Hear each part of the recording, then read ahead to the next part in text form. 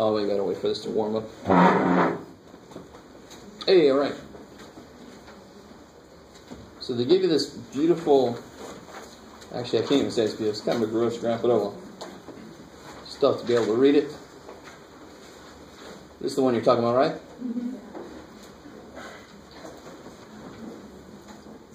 All right. And part A is kind of funny. It just says describe 3 events, or define 3 events in the graph. So you can just pick whatever event you want.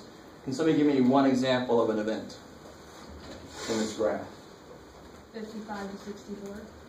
Good, I love it. So that's an event. The event that a person you pick is 55 to 64, or actually this is the percentage that they approve of Mayor Ford, 55 to 64%. Or no, this is age 55 to 64. This is the approval rate. Okay, good, I like it. So they're aged 55 to 64, right? Or what's another? Good, a male or a female, so forth. All right, so shouldn't be a huge deal. There's a lot of different answers for that question. All right. Was there a specific part of this that you had trouble with, or? It was actually A. Oh, I was lucky. So it's just wide open. So it's one of those problems that might be weird because you're like, what do you want from me? But that's all I want from you is, can you tell me something that's going on in this graph? Just anything, right? I like it. Now I kind of hate this, but oh well. Describe in words what the entry 40 means. So you have to go, okay, hopefully there's only one 40, and there is. So what would that 40 mean, for example? 40%. I love it. The overall approval rating. The 40% of everybody that was surveyed approve of Mayor Ford. Are you guys aware of Mayor Ford? Mm-hmm. All right. If you watch the Daily Show or something, for example, you are very aware of Mayor Ford. The mayor from, where is he from? Toronto? Yes. That enjoyed life, let's say. Let's just leave it there. Enjoyed a lot of things life could offer you if you really wanted to go that way.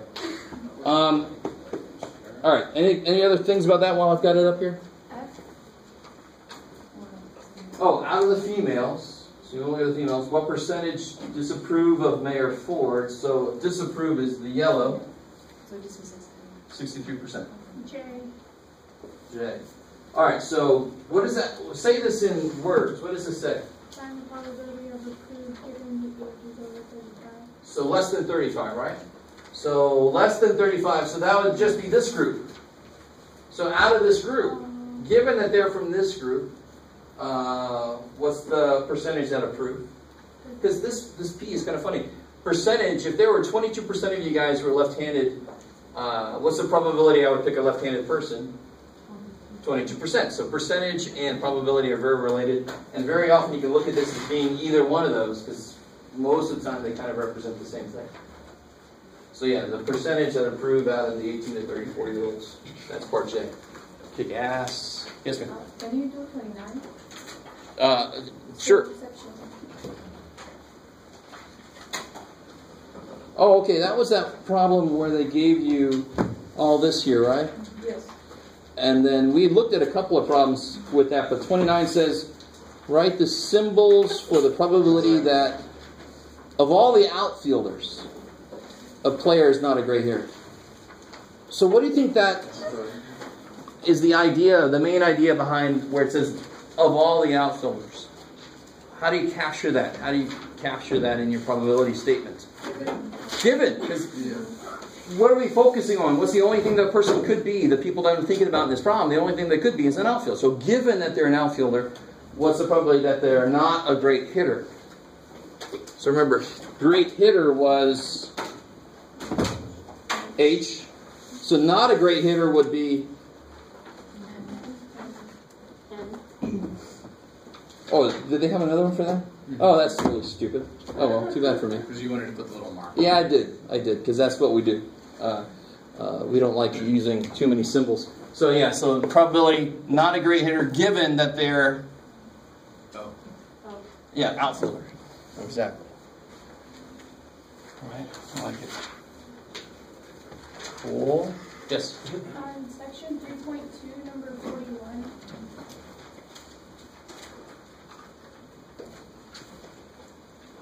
Ooh, I like it. All right, good. Sorry.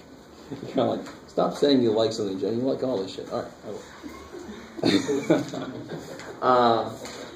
So J and K are independent events. All right, this is, all right, I was almost going to say this is almost too easy to believe, and I don't want to make you feel bad, whoever asked it. It's not my intention to make you feel bad. It's just, this is almost too easy to believe it's this easy.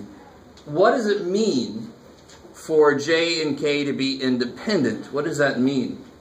One doesn't affect the other. All right, and how do I capture that in a mathematical statement? If J and K, if they don't affect each other, if K happens, should J change? No, that's the idea of independent, right? So what should probably J given K, it should still be just the probability of J. J doesn't care that K happened. Right? So then if the probability J given K is 0.3 and they're independent, then the probability J is 0.3 because it doesn't care. K doesn't change it. How are we doing with that? Is that cool? All right. Yes? Can you do section 3.2, number 69?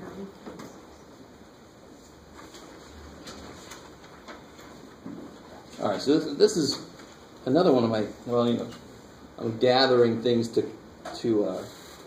not complain about it, but to suggest. And this is kind of a gross way to represent this, but so 69 says, given this, find the probability that an emotional health index score is 81.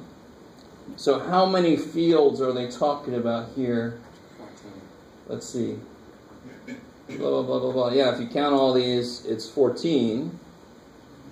Right? Mm-hmm. So out of those 14, how many had a score of 81? It looks like they didn't quite make it. So does anybody have a score of 81? No. So what's the probability somebody has a score of 81? 0. That's what I would say. Is that one? Let's see what they say. This, of course, is the drawback to a free book. Let's see. Yay! They got it right. Yay! And also, this is good because I want to remind you guys, some of you guys know way too well that some of the answers are here. Because sometimes they magically appear. But if you forgot the answers are here for some of the problems, mostly it's the odd problems, the answers are here. That's an excellent thing to do. Check what you can. Right? So it is 0. Good. Makes sense because nobody had a score of 81. Say yes. Is that right? Yes? Section 3.3, 90, letter E. Let's see if I can squeeze it in there.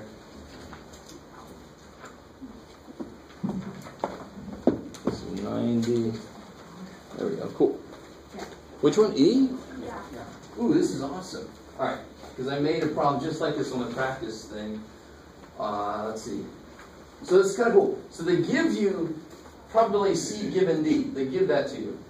And then part E is very strange. It says, what's that thing turn around? Now here's the beauty of it. What you do, what happens a lot in math, is you write what you know, the formula for what you know, and you write the formula for what you need to know, and you see what you can work with. So what the hell am I talking about? So what's the formula for what we know? We know C given D, right? Yes. And what's that formula for given? Oh, shit. The formula is and then also... Good. So it's the and over the given. So that's what I know. I know that that's equal to what? 0.6. And they also tell me what probability of D is. Interesting. So what's the formula for what I need to know? The funny thing is the top. No, you don't. Go away. What's the formula for this? What's the formula for this? What are you doing, Mike? What's the top? Which is the same as C and D, right? Interesting, very interesting. And then what goes on the bottom? So you need to figure out what this is. You know what this is. You know what this is, so you can figure out what this is what you need to figure out what this is. Right? I don't know if you guys follow me. From this, you could figure out this. Is that right? Because I know what probability D is. And why is that good? Because I need this in this equation for what they ask me. And they give me probability C. I don't know if you guys are with me. This is the same kind of thing happened to you in other math courses. They tell you something, I want to build a rectangular area and I have 40 feet of fencing. They tell you that. And then they say, what's the biggest area I can get? Well, you write a formula for what they tell you, you write a formula for what they ask you, and you see how they can be used together. It's the same thing, really, here. And I want to point out, remember we did the problem with the table, and there's problems in the homework. Thank God the cap was on there. With the table, and you can count, and so I said the formula gets in your way sometimes because it's just easier. The and, people trying to use a formula, I'm like, just look, how many are this and this? They don't give me that, do they? There's nothing I can count. So this is a problem that it says, yes, the formulas exist for a reason. You have to use the formulas because you don't have things to count. So I can figure out what probably C and D is, not by counting, but by the formulas. They can figure out what that is. Okay, cool. I like it. I like it. So just to give you a really silly example from an old class I took a million years ago, there's a certain kind of, if you're trying to find oil, just stay with me. I haven't looked up to see if this is true or not. There's a certain kind of sand. So what they did is, when they found oil, they noticed there's a kind of sand on top of the oil, and more often it was a certain type of sand. So that would be the probability of the sand given the oil. So they want to turn that around so that they know where to dig. So if they see this certain kind of sand, like, oh, there's a higher probability for oil, let's drill there. So I want to turn this around. Given a certain kind of sand, what's the probability that there's oil? So that's exactly what this kind of problem is. Right? Trying to turn that given around. This is from observations. This is from, I want to know what's a smart place to dig for oil or whatever the situation is. That's the immediate applicability if you happen to be digging for oil, for example, but you can use it in a lot of different places. Maybe. All right, anything else from homework before we get back into, yeah? Number 86, B specifically.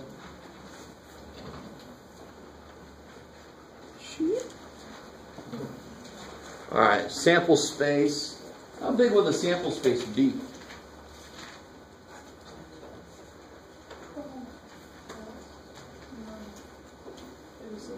So when you roll a die, what could you get? The first die could be a 1, for example. The second one could be 1, 2, 3, 4, 5, 6. I've already got 6 there, don't I? Or the first one could be a 2. And the second one could be a 1, 2, 3, 4, 5, 6. Now I've got 12. Am I done? Shit, the first one could be a 3. And the second one could be a... So how many options are there for the first die? For the second die? Still 6, right? Still got a 6-sided die. I haven't brought Dungeons & Dragons. Kind of 20-sided dice in there. All right. I never actually played that game too much. I'm not that big of a geek. If you did, then you're a geek. You know it. 6 times 6 is, so you're going to be, your sample space should be 36 big. Let's see. Let A be the event that either a 3 or a 4 is rolled first, followed by an even number. I love it. So when you make the sample space, and let me just remind you what I just said. Here's some examples of the sample space. 1, 1, 1, 2, 1, 3, blah, blah, blah. 2, 1, blah, blah, blah. 3, 1, blah, blah, blah. Right? There'll be 36 things. So then part B will be easy. Are any of these more likely than any others? Anything more likely? Is it more likely to get a 5 than a 6? If we have a fair die. Don't bring in your little loaded die. Everybody with me? So all of these are equally likely. So what kicks ass is, if I said, what's the probability to get snake eyes? 2 1s. It'll be 1 out of 36. So if I just count on part B, count everything that matches, it's a 3 or a 4 first, followed by an even number. So I just got to look at this, the rows of 3s and 4s, and see how many were followed by an even number. over 36, that's it. I'm done. So when everything is equally likely, they are easy as hell to do. I don't have to do any of that times the and stuff, the times, the multiplication rule that we learned last time. So for example, if I have 3 kids, what are all the possibilities for the combinations of sex of those kids? Male, female. So girl, boy. So it could be all girls. Could be, stay with me now. This is going to be quicker than writing all that crap out, so just give me a second. Boy, girl, boy. Yeah, no, it could be boy, girl, boy, boy, boy, girl, boy. So, of course, there's 2 options times 2 options times 2 options, so there should be 8 total, and there's 8, thank God, right? This is a B, by the way, not some kind of whatever else it could be. So if I ask you, now are all these equally likely? We actually kind of assume they are. There's a slight preference for, I forgot, I think it's for men, because more men die. So nature goes, we better make more of those because we seem to be losing them. This is true, by the way. It's not just me being funny. So these are all equally likely, we'll assume, right? They're 50-50 chance. Therefore, the probability that I get a girl, boy, girl is what? 1 of 8. See how it's different than the problem we did with like the 8 poker chips that are red and 12 were green and 2 were blue. Are those equally likely? Are those equally likely? When there's more of one than the other one? No, they're not equally likely. So if there were 12 green poker chips and 4 blue poker chips, and I pick 3, what's probably a green, blue, green? I can't just say it's 1 out of 8 or something. You guys follow? Because it's not equally likely. This probability would be 12 out of 16, right? For the first one being green, say it's with replacement times.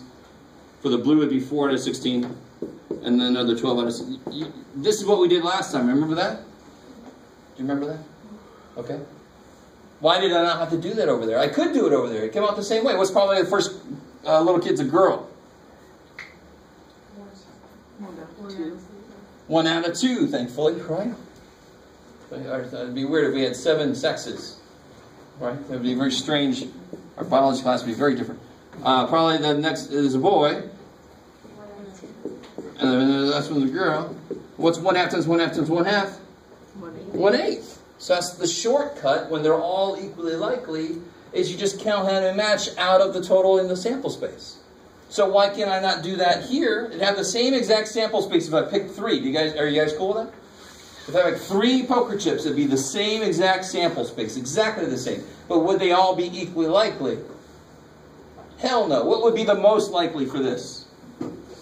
Green. Green, right? Because there's the most greens. It's the one that's going to happen the most.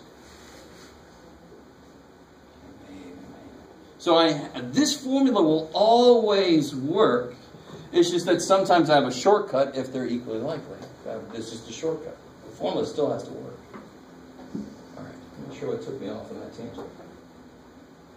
Oh. So you have to do, so all of these are equally likely. That was my point. All these are equally likely, and that's why this problem is actually easy as long as you set up part A correctly. Then part B is easy. What's part C is easy. Part D, you should be able to say that at board. Yeah, that won't be too bad. If you can set up part A correctly, you're golden. All right. Anything else from homework? All right. That's good. I thought I did a decent job there, but y'all look like you're not sure how to feel about this. All right. So what I want to focus on today, let me talk a little bit about trees.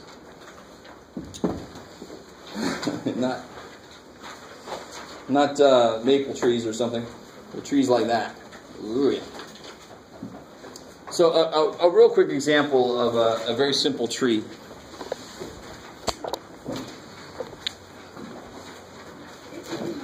And I'll show you how to get this, for example. So let's say I was going to pick 3 poker chips and a bag that has some green and some blue. So the first, and I like to do my trees this way. So you can certainly do them that way, make them look like, it looks like some kind of sea creature to me with tentacles or something. I like to do it this way. So on the first pick, I'm going to pick 3 chips. On the first pick, what are the options? What are the possibilities? Green and blue.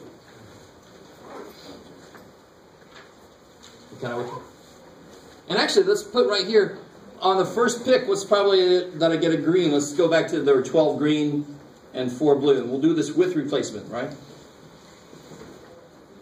Let's probably get a green poker chip. 1 out of 10. Or 12 out of 16. 12 out of 16, which is 1 out of 4.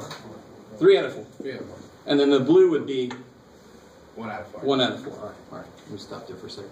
So that's that's what they're doing here with these, right? Now, so that's the first pick. So the first branching is just the first pick. Now I'm going to pick again. So if I pick a green first, what could I pick second? Green or blue, yeah. You guys kind of with me? Now the only time that would change is if I only had 1 green poker chip and I was doing it without replacements, this branch would die. Here, it would only, what's the only option to have next would be blue, because I've already picked the green one. Do you see how? So these do change sometimes. But this one's going to be green, blue, green, blue, green, blue all the way out. And this is still, since it's with replacement, that's still 3/4, it's still 1/4. Green, blue, still 3/4, still 1/4. And then finally, I can get on the third one, so that's the first pick, second pick, third pick. If I pick a green second, I could pick a green or a blue third. If I pick a blue, I could pick a green or a blue. And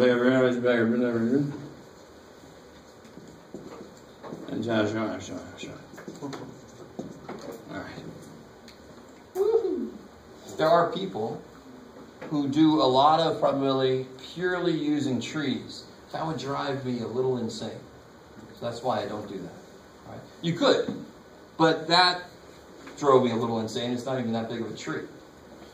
You can imagine, if I had 1 more poker chip or picked 4, this tree would get stupid big. You have to tape pieces of paper together just to make the damn thing. Right? Paint a mural on the side of a building and say, there's my homework, Mr. Waller. So thankfully I don't do that. Campus would look real weird. So look here. Green, green, green. Bam. Green, green, blue. Bam. Or green, blue, green. Bam. I mean, do you see how the tree is very easy to set up? So if you had any trouble making a sample space for some situation, you can just set the tree up and then just read off all the branches and they just correspond to all the outputs. How are we doing there? Is that cool? Now watch this. Now it's not kids anymore, it's these poker chips, right? So let's calculate one of these. What's probably a green, green, green? For example. It's with replacement. So it's probably a green, green, green. Green, green, green. Green, green, green. Careful now, are they all equally likely? No. No. So how do I do green, green, green? 3/4 times 3/4 times 3/4. Good. 3/4 times 3/4 times 3/4. So what I could do is, and see how that's 3/4 times 3/4 times 3/4? That's 27 out of 64. 3/4 times 3/4 times 1/4 would be 9 out of 60. Do you see where I'm getting that? Do you see where I came up with 9 out of 64? Yes. Thank you. So green, green, blue would be that probability, and so forth. So the tree kind of is a nice organizational way if it just didn't get insanely crazy really quickly. So they do exist. I want you to realize they do exist. I want you to realize a lot of statisticians use trees to death. I just am not one of them. But I do want you to know they exist. It's just a different way to set up a problem.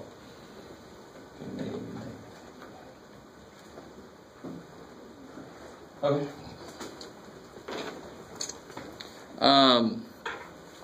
Okay. So any questions on that? That's all I wanted to say about that. There's not a lot of homework on that. It's not a huge topic for me. If it was a different teacher, it might be the only thing they show you.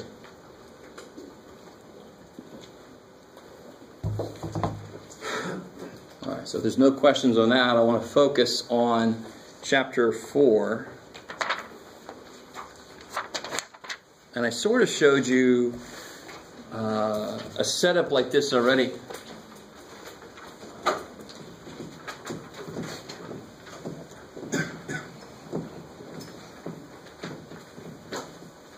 Chapter 4 gives us, let me see if I can, all right, let me do this a different way, like this.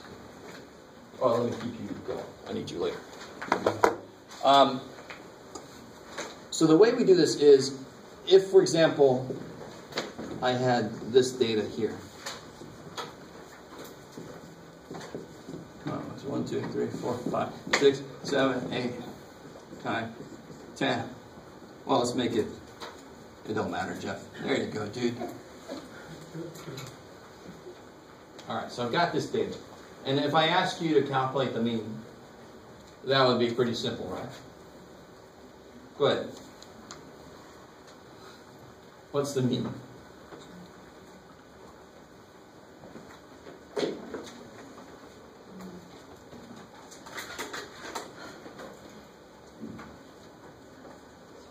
I like that somebody sighed.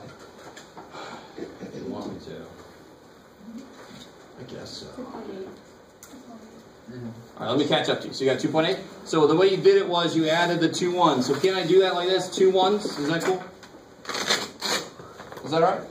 Because 1 plus 1 is 2 times 1. That's the definition of multiplication. Plus there's 3 2s. Plus there's 1 3. Plus there's 3 4s. Plus there's 1 5, right? Divided by the total, which how many are there? 10. And of course, if you do that, you'll get 28 over on the top, right? 5, 17, 20, 26, 28 out of 10, which is 2.8, which is all nice and good. Become an 8. Man. All right, so that's amazing, right? Ooh, Jeff, we just relived something we already did. But instead, and at first you're going to be like, why the hell would you want to do that shit? And then I'll quickly show you why I want to do this shit. I could instead say 2 tenths times 1 plus 3 tenths times 2. 1 tenth times 3 plus 3 tenths times 4 plus 1 tenth times 5. Is that all right? That's the same stupid thing, right? Same thing. Which means 20% of 1 plus 30% of 2. Are you guys kind of with me? Because 3 tenths is 30% and so forth. Right? So I could have a table like this. I think I looked at a table like that like once or twice already, where this would be related to the frequency of how often they show up. So this would be 1 would be 20%, 0.2, 2 would be 30%,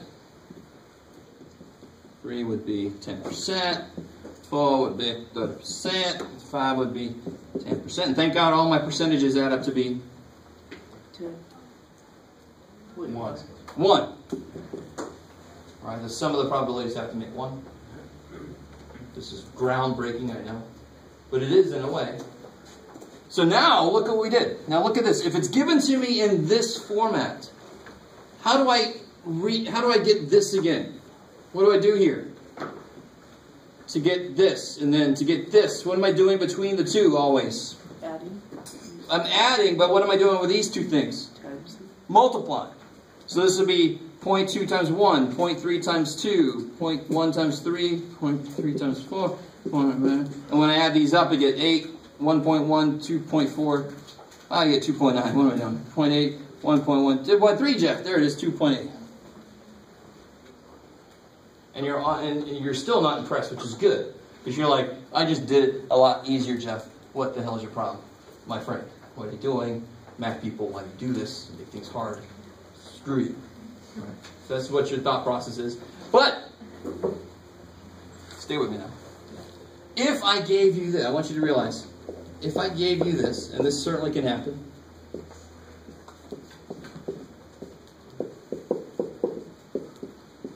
get out of there, 9.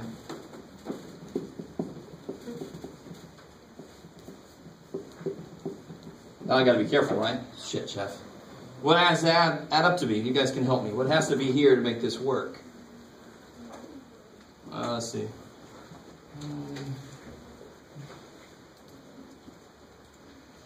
888, really? 945, is it 0.055? 0.045. 45? I was close. All right. I'll give myself a break. So hopefully that adds up to 1. Now, I want you to realize, if I had a thing like this, that would mean there's 2 1s, 3 2s, and so forth, right? Because each of these is out of 10. So I could look at it as 10 numbers, and then I could just find the mean that way. What would this mean? There are 114 1s. There are 271 2s. Do you want to make a list like that? I don't. And even if you want to, don't put it on the side of a building. Here's my list. Because that list is going to be a little long. You're going to have how many numbers? If you wanted to do that, how many numbers would you have? These are all out of 1,000. You'd have 1,000 total numbers. No, please, thank you. Right? So what we're doing is we're finding out how do the formulas for mean and, in a minute, standard deviation, how do they change if I'm given the information like this? Do you guys understand what I'm saying? So be careful. When I give you this, where is your data? Where is the data? What are the data up there? The 1, 2, 3. Yes, the 1, 2, 3, 4, 5. Because what's this? This just means that 1 happened 11.4% of the time. Right? So it's just me writing my data better. Instead of writing 1 114 times, let me just say 114 out of 1,000 were 1. That's a quicker way to write it. You with me?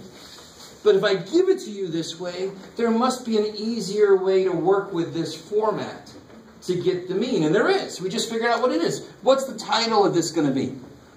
What am I going to put up there? How did they get 0.2, 0.6, 0.3? How did I get it? What did I do? X times P of X. All right, let me stop there for a second. I want to make sure you guys are with me. Every formula in here has got to make sense, or else it's shit.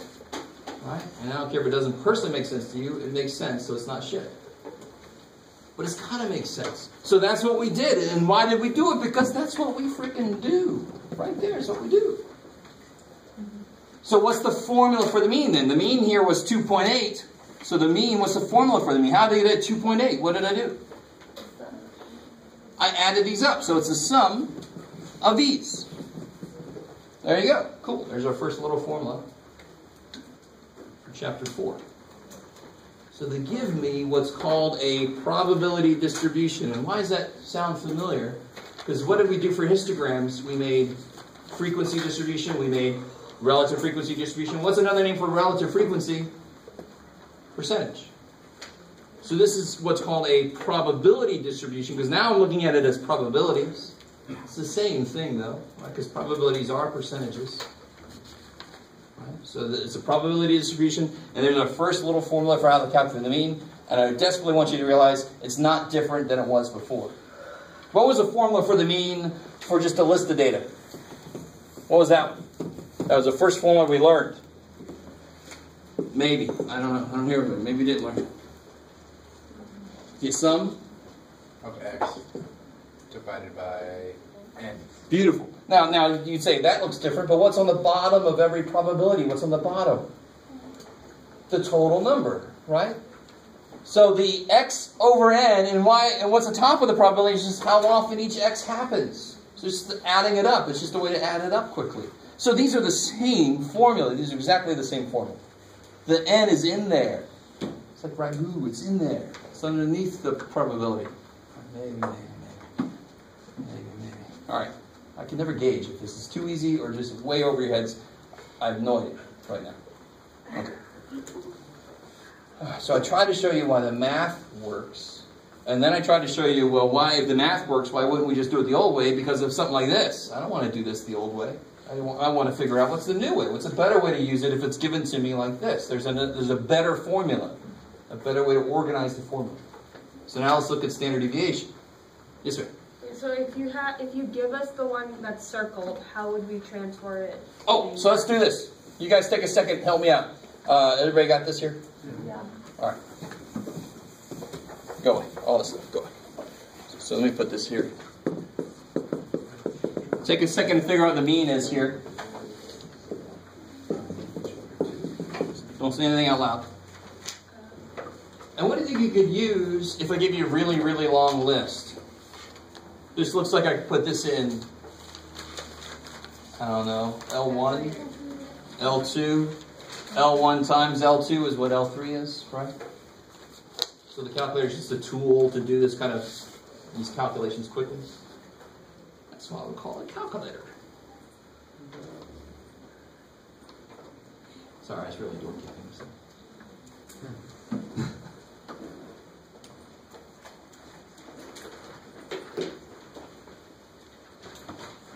You need a bar calculator, here's some up here.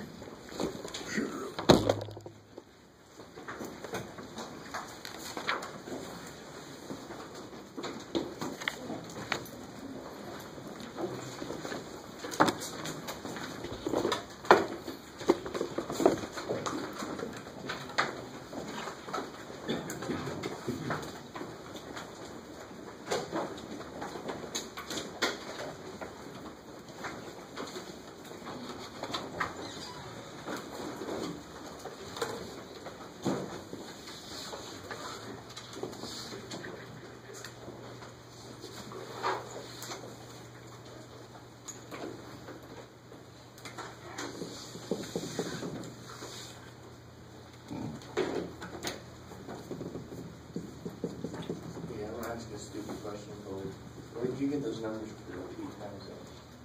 It's like, oh, be careful. How do you read this? P of X. And this is just, I just made them up right now. Now in the real world, you would actually, this would be observations. Right? Like maybe I asked 1,000 people, how many TVs do you have? And 114 of them said I have one TV, 271 said I have two TVs, so forth, right? But for right now, I just made them up. Right? Cool. And if I would line them up, they could actually see what's going on. So let's see, it's at 1.509. And then 0. Oh shit, what's that going to be? 668? No, Jeff. 268? Yeah. Loss is 2.225. Thank you. I like that. You're like, just give it to them. And so the mean is going to be the sum of those. When you add those up, what do you get? 2.658. Is that cool? Yeah. Everybody else get that? Yep. And real quick, if you just look at these, just look at this. If my data was just 1, 1, 1, 2, so forth, what would the mean be? What's the average of 1, 2, 3, 4, 5? 3. 3, because it's in the middle, right? They're evenly spaced. So the mean would be 3. That mean is a little bit lower. Why does that make sense? How much data is above 3? 3 is like half the data, right? You guys see that? 3 is about half the data. How much data is above the 3 versus below the 3? There's more data below the 3, isn't there? So those lower numbers are pulling the mean down a bit. If they were all even, then the mean would come out to be 3, exactly. If there's more down here, it's going to be a little bit less. If there's more up here, it's going to be a little bit more. Does that make sense? Okay, maybe. You guys really don't like to give me anything to work on. All right. I heard that. Where's that now? You got to speak up now. Is this all right? Does this make sense? This is not supposed to be crazy hard. It's just a different way to do what we've already done. Now, what's going to be a little weird is going to be the standard deviation. It's not going to be excessively weird. Remind me, how do we get standard deviation? Who remembers? Remember when we had x and then we did, what did we do next?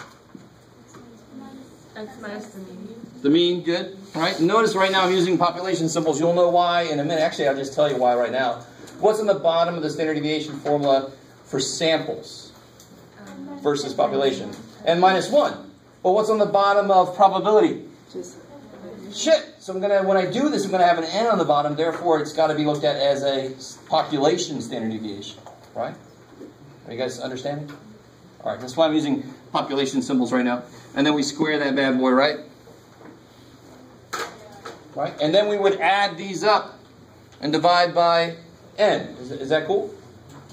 You guys remember that, those days? It's behind some of you. Some of you have to still do it on the homework. You know you are. So now watch this. How did I get the mean before? I added up the x's and divided by n. But now, when it's like this, what do? I add up the x's times the p of x's, and then I get the average, right? So instead of doing this and then adding them up divided by n, I'm going to multiply this by the probability. And then add those up.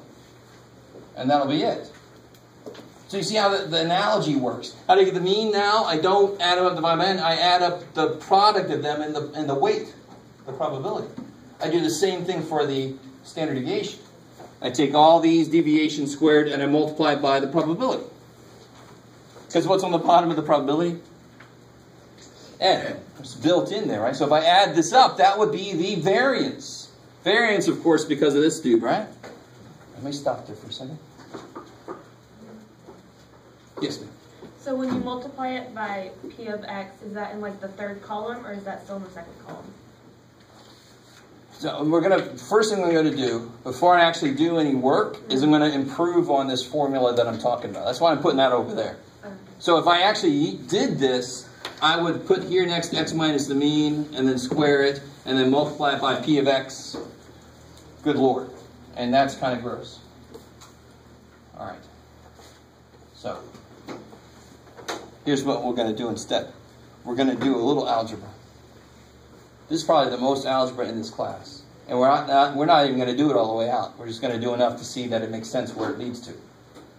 Because part of it is summation algebra, which we don't know. Shit, Jeff, we just learned the freaking summation thing this semester. Most of you. So we're not going to get that deep into it. But if I had this, and you're in algebra class, and I said simplify that, what would you do? What's your brain go to first? If it said simplify that. Distribute or multiply? Like x minus... Multiply, when you multiply x minus mean times x minus mean, you gotta distribute, right? I like it. So that's maybe what you meant by distribute. So x minus mu times x minus mu times p of x. Now just go with me. I love it. I've already turned off. Half your brain's just turned off. I understand. You know, like I was told there would not be any algebra. I said very little algebra. And here's most of it right now. X squared. Yeah, good. I'll get x squared. Minus 2u. Minus 2 Oh, well, yeah. mu x plus mu squared, right? And if I distribute this in, I get x squared p of x minus shit, right? So here's the cool thing. You ready? You're not ready. Let me put the summation symbol on the top front.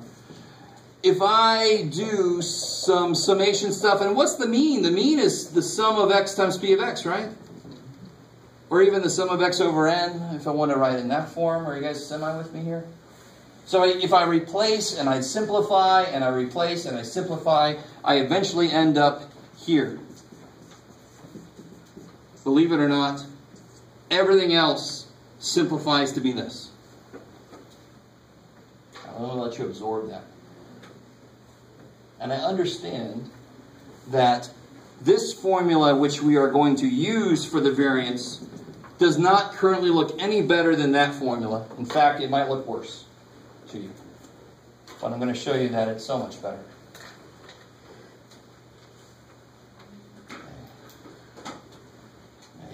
So here's what's really nice about this formula.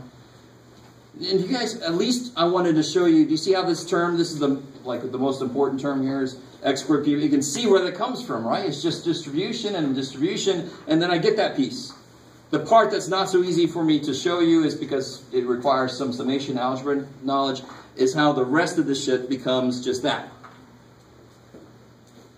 Okay, but it does. It's just, these are the same exact thing. Now watch the beauty of it. What do I need to add up for this formula? What do I need a column of so I can add them up?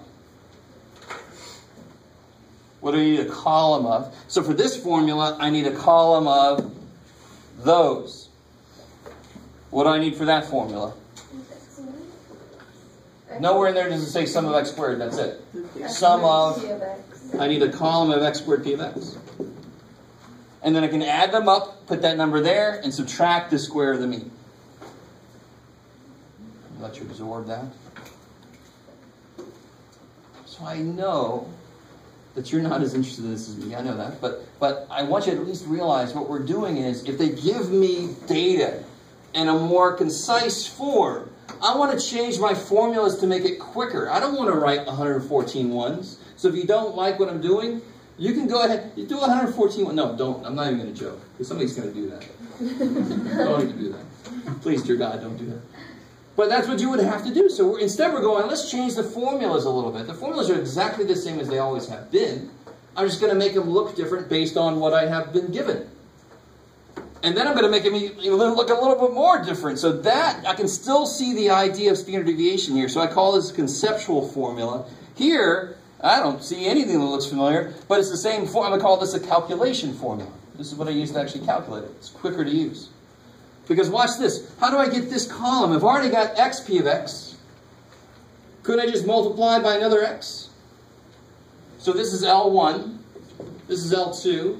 This would be L1 times L2. This would be L1 times L3. If you did it in the calculator, right? All right, so let me give you this handout. All right, cool. On one side of this handout, I have a completely worked out example of this kind of a problem. On the other side, I've got one that has not been worked out yet that I want you to work out. And before I get that far, let's actually, well, I don't know. Do we want? Yeah, let's do that. Let's figure this one out real quick. So when you multiply this, it'll be 0.114. 1 point. Do you guys trust me? I don't trust me. 0.84. 4.527? Yeah. Cool. And then, I don't know, 0. No, it'd be 1.072? Yeah. Yay, Jeff. And then, 1.125. screw it, 1.125? So if I add all this up, so this is that. That's the mean. If I add all this up, what would the symbols for that be? If I add up these, I'm going to add these up. So it would be sum of x squared p of x, which that whole number would go right there. Because that's what the formula needs for me, right? So what is the sum of these? 7.922. So then I get, if I put in my formula, 7.922 minus the square of the mean. That's going to be the variance, right? What's 7.922 minus 2.8 squared?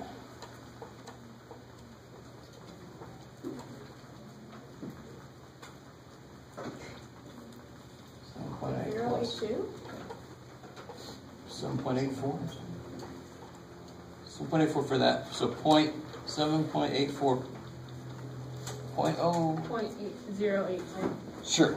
7.84. Yeah. 0.082. Yes. 0.082. Yeah. Okay. Yeah. Cool. I like it. I was trying to figure out what 2.8 squared was in my head. So. And I got it. So that's the what? Variance. So what's the standard deviation? 0.2864. 2864? I like it. I like it. And why does it make sense the standard deviation is so small? The mean was 3. Roughly, it was a 2.8, roughly, right? Everybody see that? Sigma is 0.2864. Is that cool back there? The mean was like right here, 2.8, right? Where's most of the data? Where's most of the data? Between 1 and 2. Most of the data is 3. 50.3% of the data is 3. So most of the data is really close to the mean, right? And then there's some there, and there's not a lot that gets very far away. So the standard deviation being so small makes sense. 503 of the data points are only 0.2 away from the mean. Holy shit. So of course my standard deviation is going to come out to be 0.28. It makes kind of sense it's near 0.2. Most of the data is only that far away. Alright. So let me give this to you. So one side, like I said, I have all the questions I ask you. I have a situation and I have everything worked out. So you can reference that if you want to make sure that it makes sense. And on the back is the problem I want you guys to do right now. And I've got the little formulas you would use if you want to use the calculator.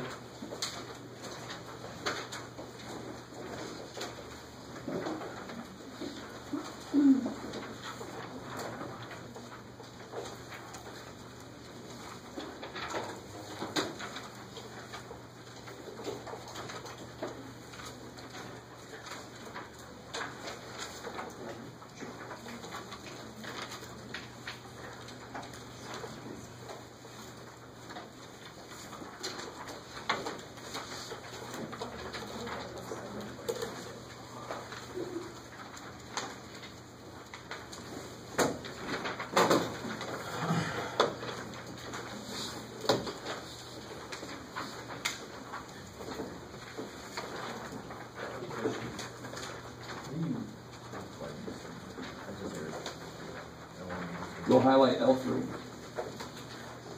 And I'll tell it it's L1, which is second one. See the L's are above the ones and twos? So it's second one. Second one. Or second two. Sorry, times second one. Equals. You see the flow the whole thing.